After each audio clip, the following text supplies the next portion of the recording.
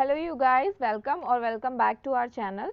तो आज मैं उत्कर्षा सिंह आपके लिए एक और नए बहुत ही इंटरेस्टिंग और बहुत ही ज़्यादा ट्रेंडी टॉपिक के साथ आई हूँ, जो कि है महाजनपद और उसकी कैपिटल। एक्चुअली मैं पेपर के ट्रेंड्स देख रही थी कि हिस्ट्री में किस तरीके के टॉपिक आते हैं जिनको मैं आगे पढ़ा सकूँ। तब मैंने एक चीज़ नोटिस की, एक बहुत ही ज़्यादा छोटा टॉपिक है जो कि बहुत ज़्यादा पूछा जा रहा है, वो है महाजनपद और उसकी कैपिटल के बारे में। आई नो बहुत सारे बच्चे जो हैं वो मेन टॉपिक की तरफ भागना चाहते हैं, तो छोटे टॉपिक जो होते हैं वो बीच में छूट जाते हैं। लेकिन हमें मार्क्स तो उतने ही मिलने वाले हैं, चाहे छोटा टॉपिक हो चाहे बड़ा टॉपिक हो।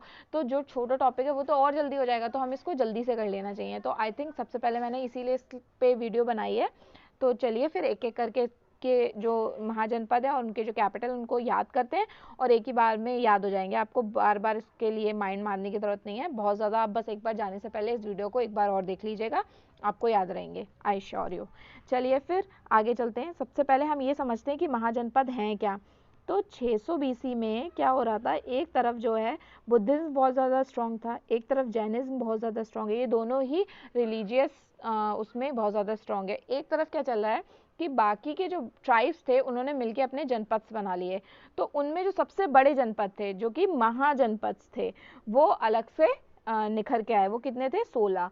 और ये हमें पता कैसे चलता है कि ये 16 थे? ये बुद्धिज्म टेक्स्ट में लिखे हुए हैं कि ये 16 महाजनपद हैं। इसमें ये भी एक क्वेश्चन बहुत ज़्यादा आता है कि जना का मतलब ही ट्राइब होता है ना। तो ये बात का भी मतलब याद रखिएगा, ठीक है।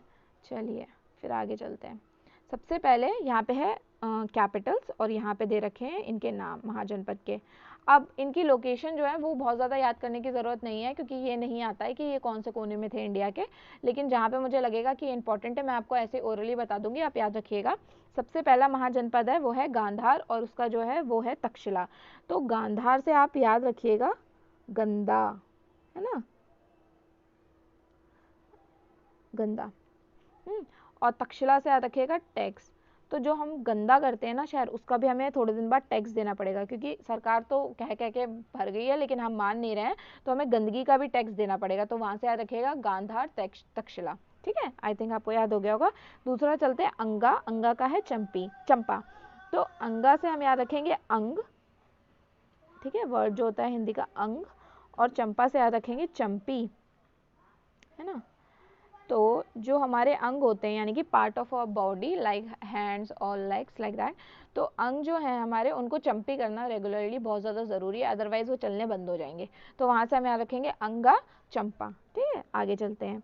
फिर अगला है मगध। अब मगध कौन से वाले रीजन है? मगध जो है वो पटना गया वाला रीजन जो है उस बिहार में, उसको कहते हैं मगध।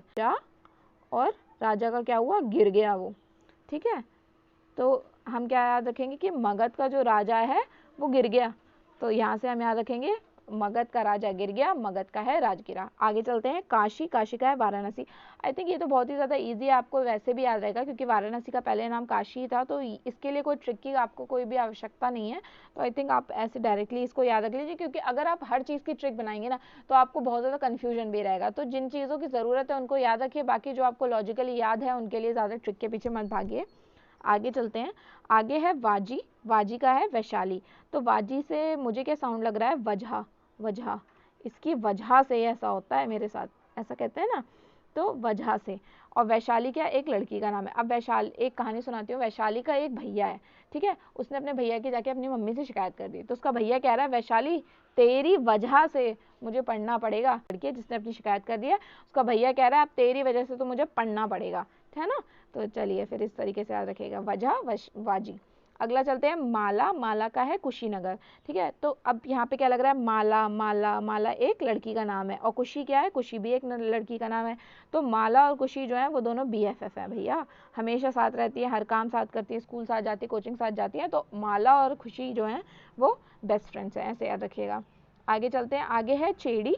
चेड़ी की है शुक्ति माती मती। शुक्ति मती को आप कैसे याद रखेंगे? इसमें आपको क्या साउंड हो रहा है? शक्ति और मती। मती मतलब अकल, ठीक है। तो शक्ति और मति दोनों चीज़ें उसके पास, ब्रेन भी है और पावर भी है, दोनों चीज़ें हैं। तो उसको कभी भी छेड़ना नहीं चाहिए भैया, बहुत ही ज़्यादा खतरनाक हो जाएगा। तो चेड़ी से याद क्या रखेंगे? छेड़ना, ठीक है। आज जिसके पास शक्ति और मति दोनों चीज़ें हैं उसको कभी भी नहीं छेड़ना चाहिए। चलिए आगे चलते हैं। अगला है वत्सा और कौशाम्बी। वत्सा की कैपिटल है कौशाम्बी। अब कौशाम्बी से मुझे क्या साउंड लग रहा है?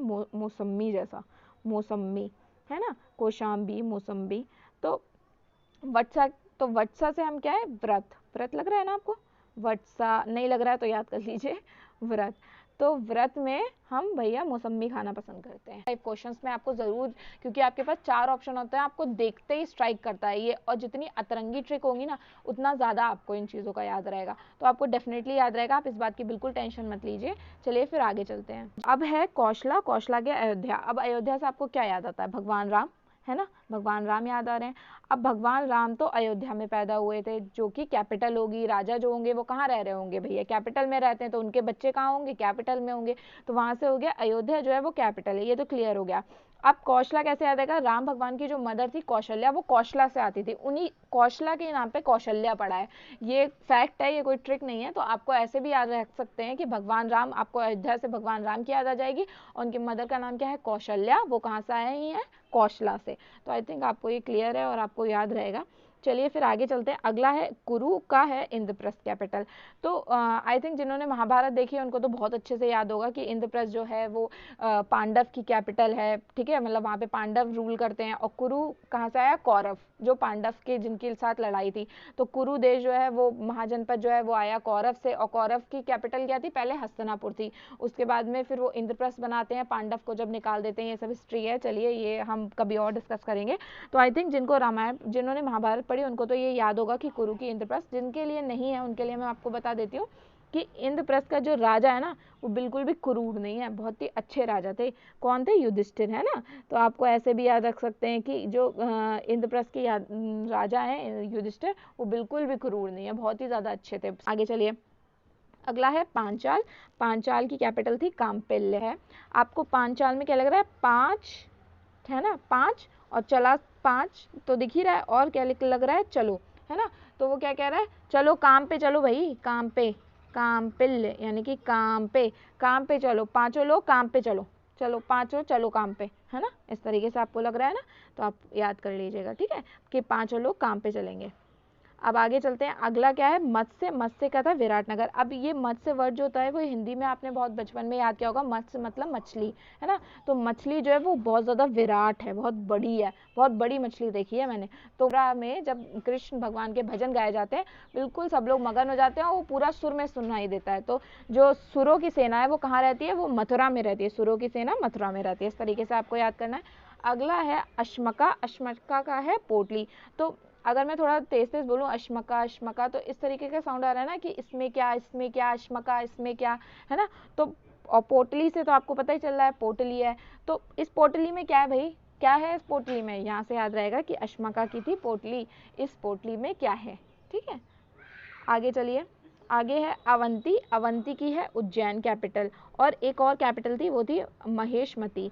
अब देखिए ऐसे था, मान लीजिए ये पूरा राज्य है अवंती, है ना, महाजनपद है अवंती, इसका आधा जो एरिया है उसकी कैपिटल उज्जैन थी, और जो उसका नीचे वाला एरिया था उसकी कैपिटल जो थी वो महेशमती थी। अब महेशमती तो मतलब बाहुबली से आपका कनेक्ट हो ही रहा होगा, लेकिन ज़्यादातर जो क्वेश्चन में ऑप्शन में आता है वो उज्जैन आता है। तो आप कैसे याद रख सकते हैं, अवंती, आपको कैसा लग रहा है, मतलब एक, ए वन, ए नहीं कहते इंग्लिश में, और वैन, एक वैन जो है वो उज्जैन जा रही है, एक वैन उज्जैन जा रही है, अवंती एक वैन उज्जैन जा रही है। आप चलिए आगे पे चलते हैं।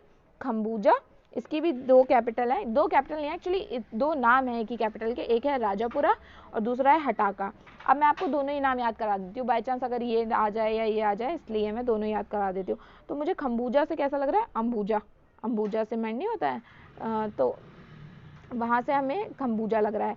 तो अंबुजा सीमेंट जो है राजापुरा, यानी कि राजा का पुर, राजा का घर, राजा का घर जो है वो अंबुजा सीमेंट से भैया बना हुआ है, बिल्कुल उसे कोई तोड़ ही नहीं सकता, कोई और इस पे आक्रमण कर ही नहीं सकता। तो अंबुजा सीमेंट से बना है राजा का घर। और आप इसको ऐसे भी याद रख सकते हैं, कम बोझ, है ना, कम बोझा, तो कम बोझ हटाओ। अगर भैया ज़्यादा बोझ लग रहा है ना, कम बोझ करो ऐसे लोग चिल्लाए, तो उसको हटा दो, हटाका, उसको तुरंत हटा दो भाई, ज़्यादा बोझ लग रहा है तो हटा दो।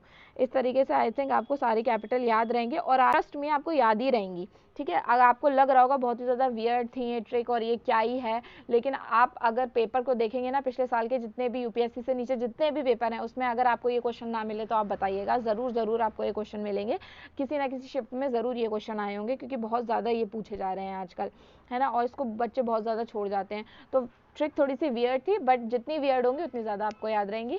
तो फिर से मिलेंगे एक और नए टॉपिक के साथ।